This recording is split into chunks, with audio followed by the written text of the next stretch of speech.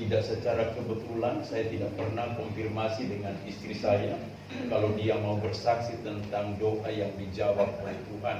Karena kami akan berdoa puasa 3 hari 3 malam, tidak makan minum selama 3 kali 24 jam bersama 170 pendeta dari berbagai denominasi gereja.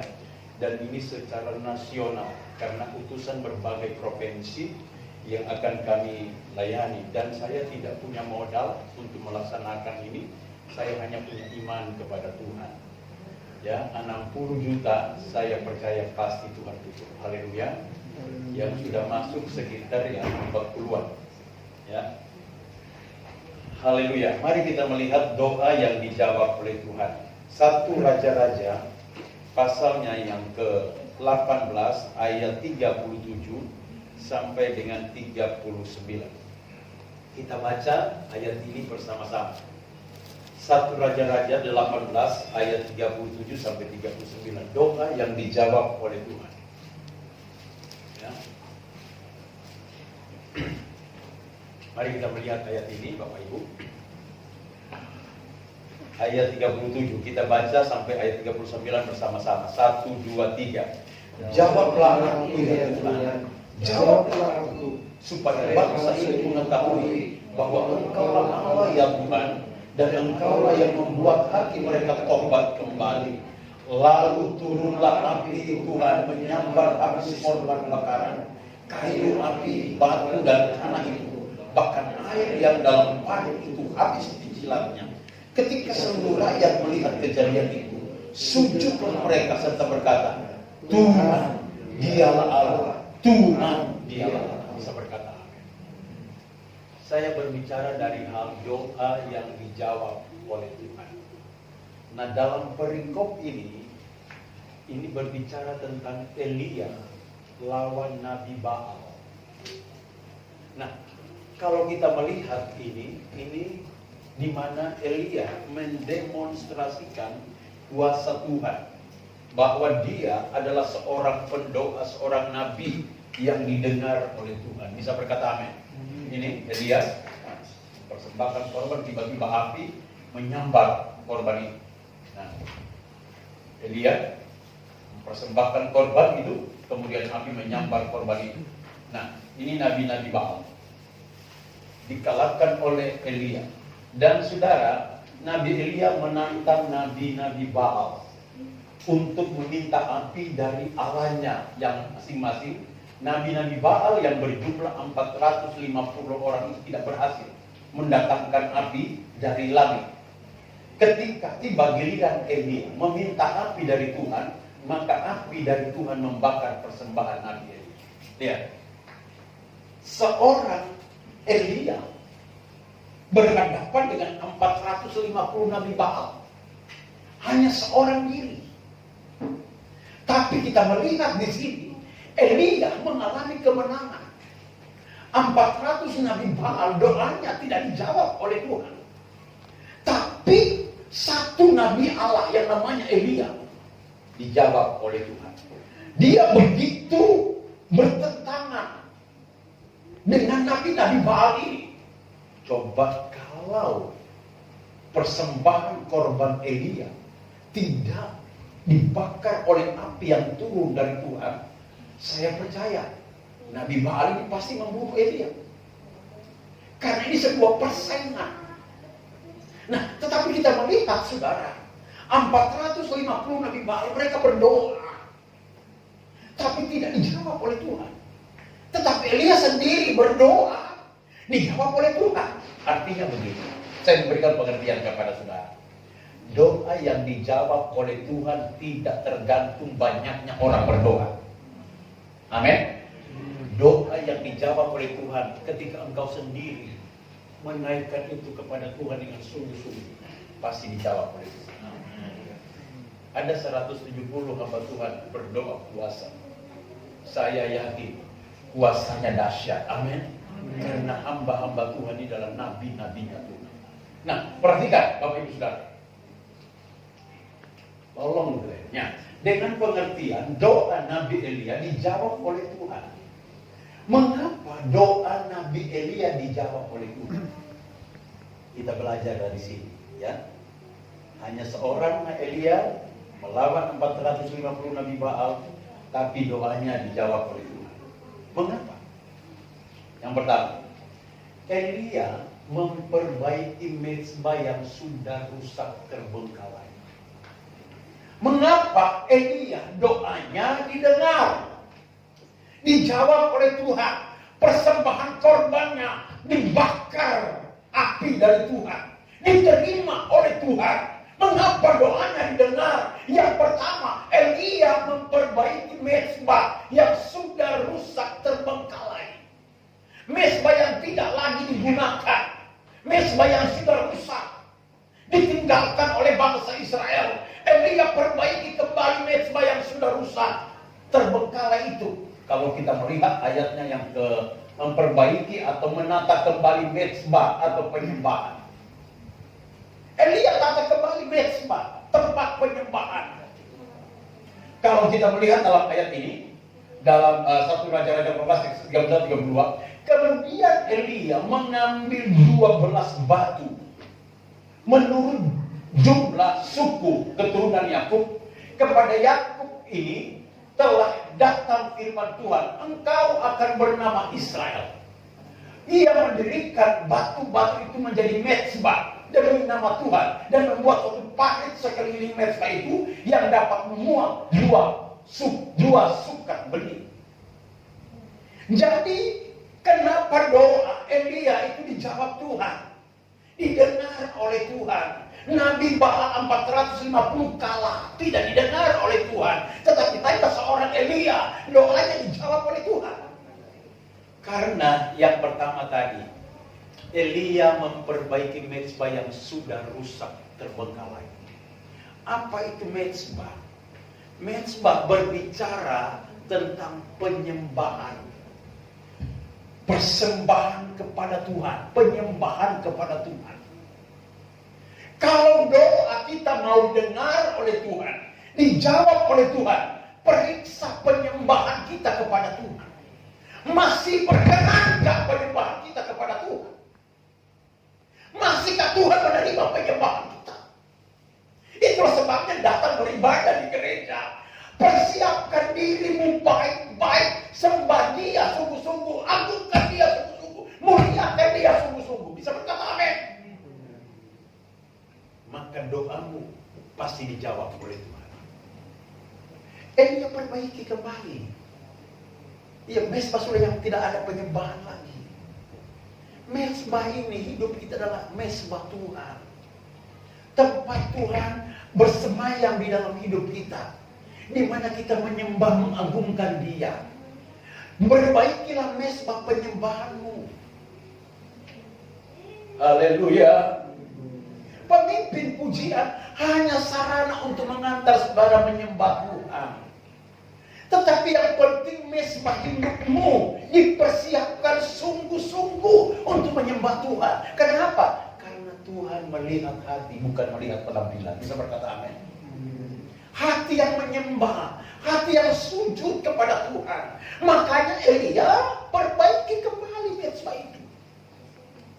Maka persembahannya diterima oleh Tuhan. Doanya dijawab oleh Tuhan. Haleluya. Itu yang pertama. Ya. Coba lihat ini, tolong Glenn diklik. Nah, agak macet pada nih. Lihat.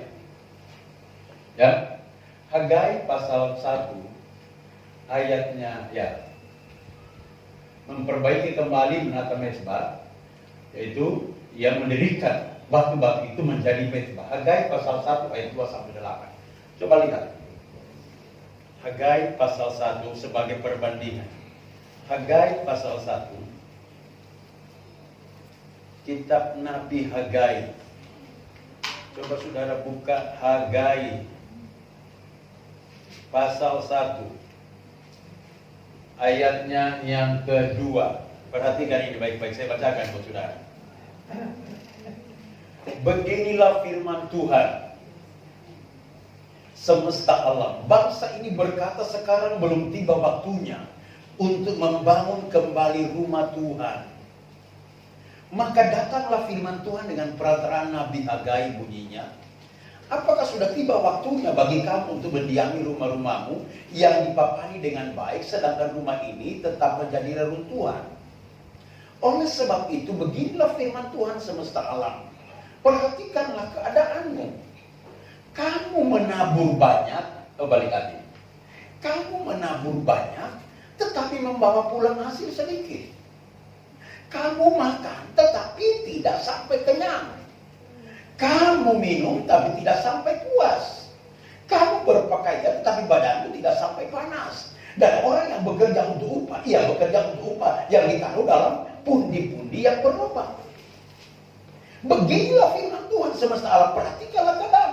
Jadi, kata Tuhan, naiklah ke gunung, bawalah kayu dan bangunlah rumah itu, maka aku akan berkenan kepadanya dan akan menyatakan kemuliaanku di situ, firman Tuhan. Bangsa Israel dalam ayat ini dikatakan mereka menabur banyak, tapi tuai yang sedikit. Mereka makan, tapi tidak sampai kenyang. Mereka berpakaian, tetapi kelihatan ketelanjangan. Mereka lakukan segala sesuatu, bekerja, tapi tidak ada hasil. Seperti pundi-pundi yang berlubang. Diisi, bocor. Diisi, bocor. Pundi-pundi berlubang itu apa? Kita dapat uang. Usaha kita dapat uang. Hasilnya. Tapi tiba-tiba lenyap. Hilang. Habis. Habis dari apa? Karena pundinya berlubang. Kenapa pundi berlubang? Itulah penyakit. Itulah masalah. Tiba-tiba kita harus bayar ongkos rumah sakit yang begitu banyak. Itu namanya pundi berlubang. Nah, supaya tidak terjadi pundi berlubang, tata mesbahmu. Ayat ini berkata, iyo punya rumah kamu buat bagus, kata Tuhan.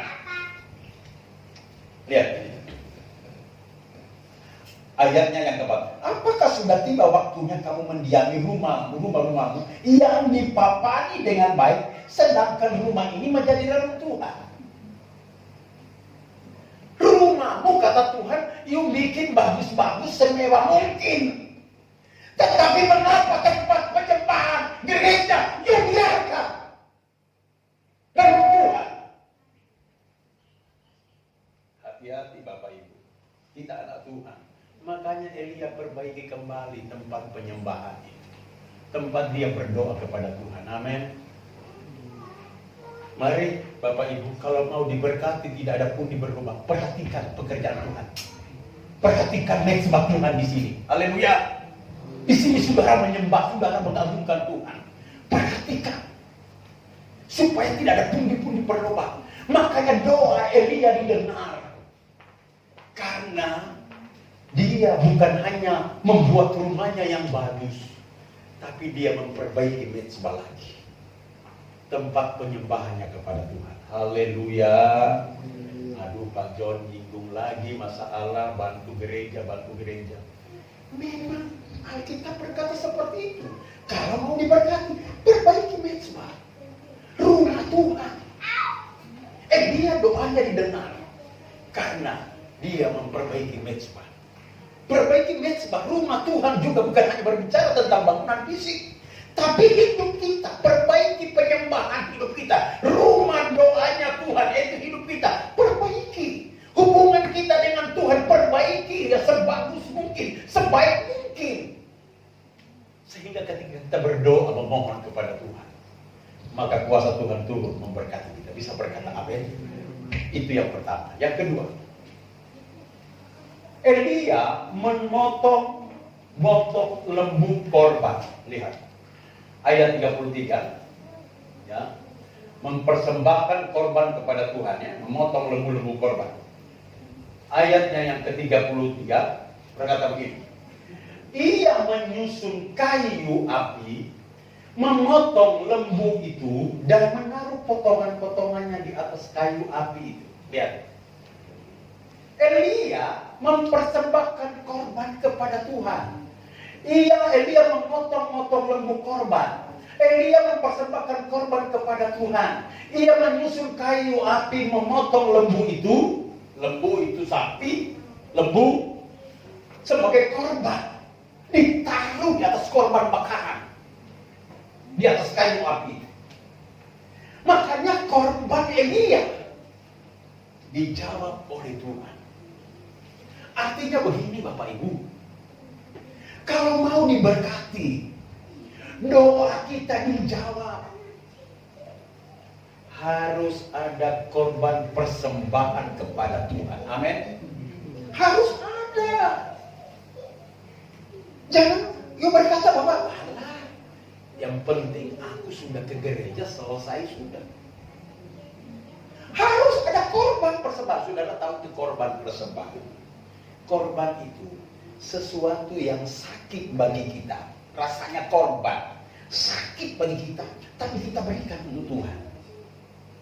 Sesuatu yang bagi kita itu, aduh ini kan besar sekali saya memberi. Rasanya sakit saya memberi, tapi kita relakan untuk persembahkan kepada Tuhan. Amin. Itu korban persembahan. Dan Elia lakukan itu. Dia potong lembu, dia persembahkan korban kepada Tuhan. Saudara, saya mau katakan kepada saudara, doa yang dijawab, doa yang didengar oleh Tuhan adalah doa yang disertai dengan persembahan kepada Tuhan. Amin. Mengapa? Galatia 6 ayat 7. Coba lihat Galatia 6 ayat 7. Galatia pasal 6 ayat 7 berkata begini. Pasal 6 ayatnya yang ke-7. Lihat ini Galatia 6 ayat 7. Jangan sesat. Galatia 6 ayat 7. Jangan sesat. Allah tidak membiarkan dirinya dipermainkan. Karena apa yang ditabur orang itu juga yang dituainya. Jangan sesat. Allah itu tidak bisa ditipu. You gak nabur, tapi you berkata mana berkatnya Tuhan. You gak memberi persembahan, tapi you nuntut sama Tuhan. Tuhan berkati dong pekerjaan saya, berkati dong usaha saya. You gak pernah nabur. You berkata, Tuhan kenapa usaha saya hancur, usaha saya rusak.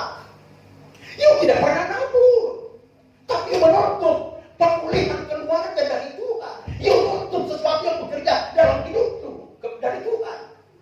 Sedangkan engkau sendiri tidak pernah. Tuhan katakan, jangan sesat. Tuhan itu tidak bisa dipermainkan. Karena apa yang kita tabur, kita akan tuai dari taburan itu. Bisa berkata amin. Coba 2 Korintus 9 ayat 6. 2 Korintus 9 ayat 6. 2 Korintus 9 ayat 6. Perhatikan ini baik-baik. Camkanlah ini.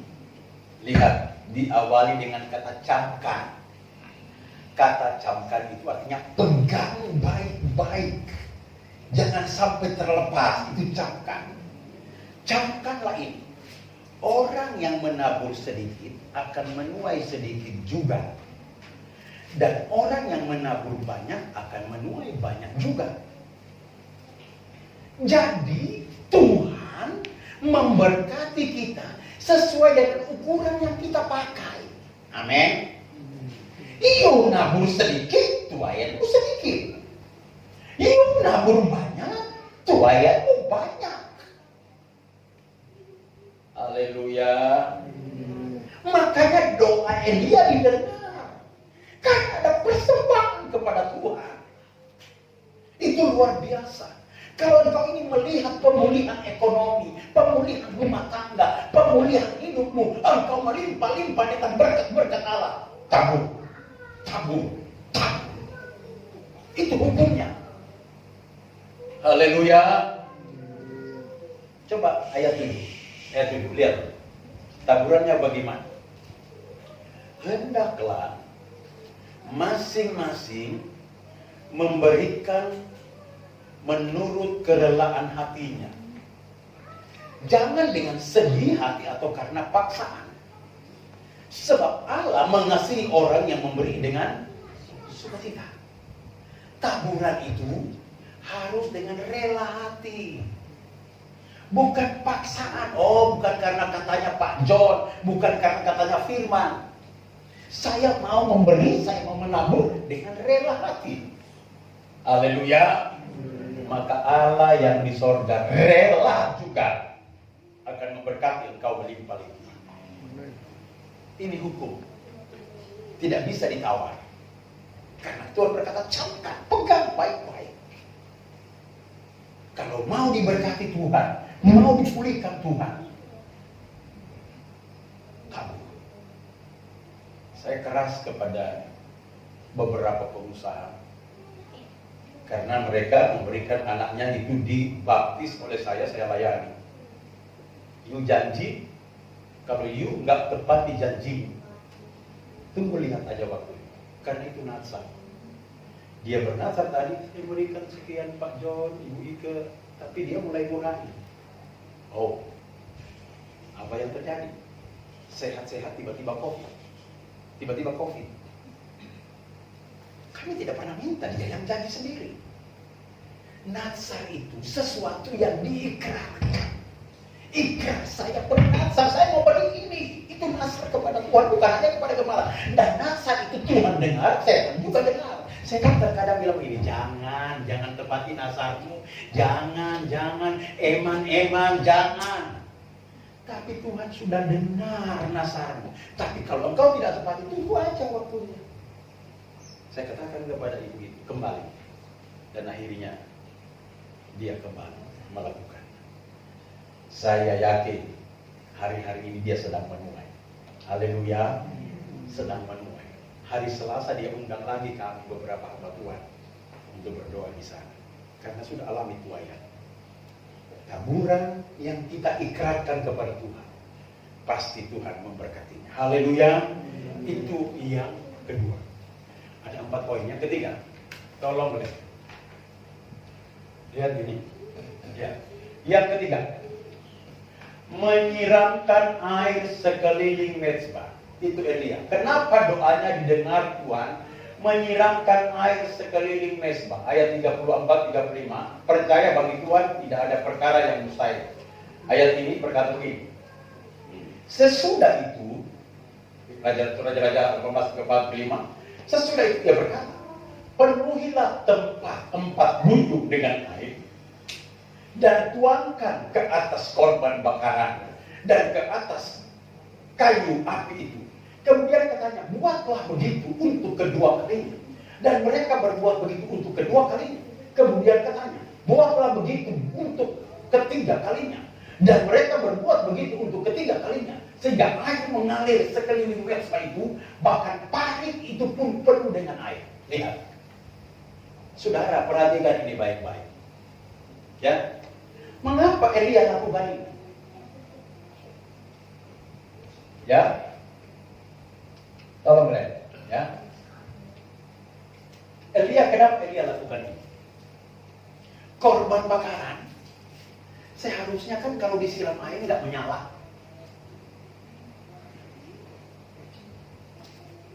Tidak menyala. Korban bakaran. Karena disiram air. Bahkan bukan hanya 1 kali disiram, sampai 3 kali disiram. Sampai parit sekeliling botnya, sekeliling mezbah itu penuh dengan air. Bagi manusia itu nggak mungkin korban itu terbakar. Tapi Elia percaya, bagi Tuhan tidak ada perkara yang mustahil. Bisa berkata amin. Mengapa doa Elia dijawab oleh Tuhan? Karena Elia percaya, bagi Tuhan tidak ada perkara yang mustahil. Korban yang seharusnya disiram dengan minyak, ini disiram dengan air. Bukankah kalau dinyalakan tidak akan menyala? Tetapi lihat, api Tuhan membakar habis. Saya mau katakan kepada saudara, kalau Tuhan bekerja dalam hidup kita, tidak ada yang satu pun yang bisa menghalangi kita. Bisa berkata amin. Kalau Tuhan berkata, aku mau berkati engkau, tidak ada satu setan pun yang bisa menghalangi berkat Tuhan datang dalam kehidupan kita. Kalau sudah tiba waktunya. Dan Elia percaya, Bagi Tuhan tidak ada perkara yang mustahil. Haleluya. Lukas 18 ayat 27. Injil Lukas. Lukas pasal 18 ayatnya yang ke 27. Kata Yesus, ini Yesus sendiri. Kata Yesus, apa yang tidak mungkin bagi manusia, mungkin bagi Allah. Tidak mungkin bagi kita, tapi bagi Tuhan selalu ada kemungkinan. Bisa berkata amin? Selalu ada jalan keluar. Mungkin Anda berkata begini, aduh Pak Jo, tidak bisa lagi usaha saya diberkati begini saja. Aduh sulit cari uang, ini lagi masa pandemi, ini lagi masa sulitnya berusaha. Nggak mungkin rumah tangga saya dipulihkan Pak Jo, tidak mungkin. Tidak mungkin dia sadar, dia bertobat. Tidak mungkin anak-anak saya dipulihkan, nggak mungkin. Itu bagimu. Tapi bagi Tuhan, dia sanggup memulihkan segala-galanya. Bisa berkata amin. Karena bagi Tuhan tidak ada perkara yang mustahil. Makanya doa Elia dijawab Tuhan. Karena Elia percaya bagi Tuhan tidak ada perkara yang mustahil. Sesuatu yang mustahil, korban kok disiram dengan air sampai penuh dengan air. Mana bisa terbakar. Tetapi kalau api Tuhan datang membakar korban persembahan kita, maka pasti akan selesai semuanya. Amin. Kalau kita percaya bagi Tuhan tidak ada perkara yang mustahil, saatnya Tuhan bekerja dalam rumah tangga kita, tidak ada seorang pun yang bisa menahan. Kalau Tuhan memberkati hidup kita, tidak ada seorang pun yang bisa menahan berkat-berkat Tuhan dalam hidup kita. Bisa berkata amin. Ini harus pegang baik-baik. Makanya saya berbicara doa yang dijawab. Hari-hari ini banyak tantangan, banyak masalah. Tetapi saya mau katakan kepada saudara, mungkin bagimu itu mustahil, gak mungkin gak Pak John, gak mungkin gak Pak Pendeta, gak mungkin bisa, gak mungkin. Saya mau katakan, bagi Tuhan tidak ada perkara yang mustahil. Haleluya. Haleluya. Next ya. Yang keempat, mengapa Elia doanya dijawab oleh Tuhan? Elia menaikkan permohonan doa dengan penuh keyakinan. Halo. Elia menaikkan doa penuh keyakinan. Artinya apa? Yakin betul doanya didengar dan dijawab oleh Tuhan. Kalau mau doa dijawab, pergumulanmu dijawab, yakin betul doamu didengar dan dijawab oleh Tuhan. Orang yakin itu adalah orang yang percaya sungguh-sungguh. Tidak ada keraguan sedikit pun. Tapi kalau saudara mulai berkata begini, saya sudah berdoa, tapi kok gak didengar ya? Nah, di situ ada keraguan. Saya sudah berdoa, saya yakin doa saya dijawab. Itu tidak ada keraguan di situ. Haleluya. Mari belajar seperti ini. Kami kalau sudah berdoa, kami terlalu yakin. Saya menetapkan tanggal doa puasa Ester itu. Itu berkali-kali ditetapkan. Ada yang usul begini, ada yang usul begini. Aduh itu lagi COVID. Nah, terus ini bulan Juli tanggal 8 ini lagi panas-panas COVID. Saya katakan kepada istri saya, tidak boleh diganti hari lain. Mau ada peserta, tidak ada peserta, pusing apa? Akhirnya apa? Mendaftar sudah 170 orang. Terus istri saya katakan, terus sisanya uangnya gimana ini? Saya katakan, yakin, bukankah engkau sudah berdoa puasa 3 hari 3 malam? Panitia sebelum melaksanakan acara ini sudah berdoa puasa 3 hari 3 malam. Yakin dengan doa pasti dijawab. Bisa berkata amin. Dan saudara menulis pokok doa. Jangan sampai ada keraguan sedikit pun. Titip pokok doamu kepada Ibu Gembala, Ibu Selvi. Yakin bahwa pokok doamu dijawab oleh Tuhan. Haleluya. Karena itu akan digumuli oleh 170 pendeta. Didoakan sungguh-sungguh di sana. Dan saya yakin saudara akan diberkati. Dan Apalagi saudara menabur untuk pekerjaan doa ini.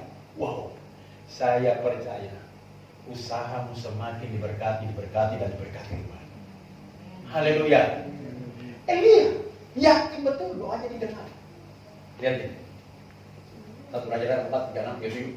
Kemudian pada waktu mempersembahkan korban di petang, tampillah Nabi Elia dan berkata, "Ya Tuhan, Allah Abraham, Ishak dan Israel, pada hari ini biarlah diketahui orang bahwa Engkaulah Allah di tengah-tengah Israel, dan bahwa aku ini hambamu, dan bahwa atas firman-Mu lah aku melakukan segala perkara ini.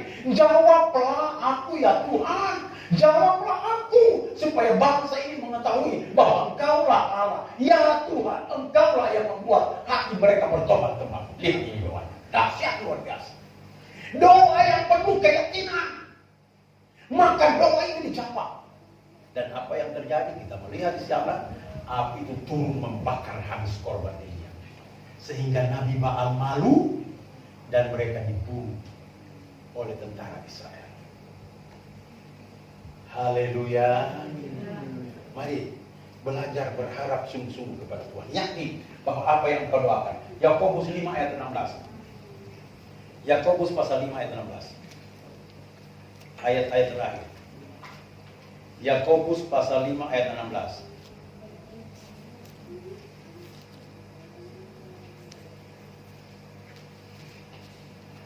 Perhatikan ini baik-baik.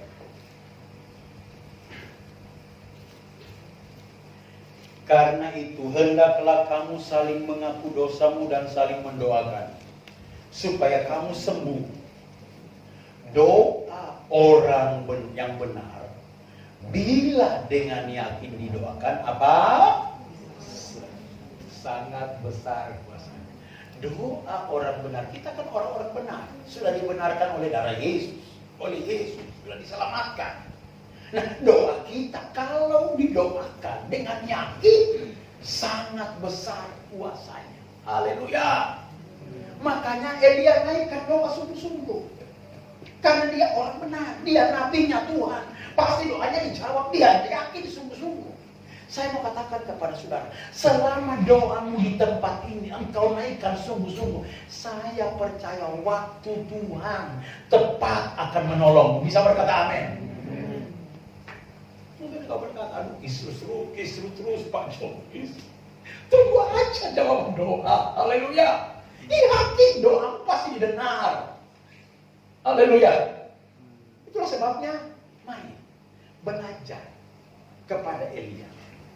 Ayat yang ke-17, Yakobus 5 ayat 17 berkata begini. Lihat, Yakobus 5 ayat 17. Elia adalah manusia biasa, sama seperti kita. Lihat, saudara berkata dia kan nabinya Tuhan. Tapi Alkitab katakan Elia adalah manusia biasa sama seperti kita. Dan ia telah bersungguh-sungguh berdoa supaya hujan jangan turun, dan hujan pun tidak turun di bumi selama 3 tahun dan 6 bulan. Bisa berkata amin? Dia sama seperti kita Bapak Ibu. Dia mohon hujan tak turun, hujan tidak turun selama 3 tahun. Dan kami berdoa puasa ini mohon kepada Tuhan, Tuhan, pandemi COVID ini selesaikan. Saya percaya pandemi COVID akan diselesaikan ketika kita berdoa sungguh-sungguh. Bisa berkata amin. Ada banyak orang berkata, aduh jangan ke gereja, ada COVID. Di sini tidak ada COVID. Karena di sini ada kuasa Tuhan. Bisa berkata amin. Karena kami sudah berdoa sungguh-sungguh. Setiap jemaat yang datang pasti datang dengan sehat, pulang lebih sehat. Bisa berkata amin. Karena sudah didoakan. Dia manusia biasa seperti kita. Kalau berdoa, berdoalah sungguh-sungguh. Maka doa orang benar, bila dengan yakin didoakan, maka sangat besar kuasanya. Haleluya. Tutup Alkitab. Haleluya. Ku yakin saat kau berfirman. Kita nyanyikan pujian. Senyalan.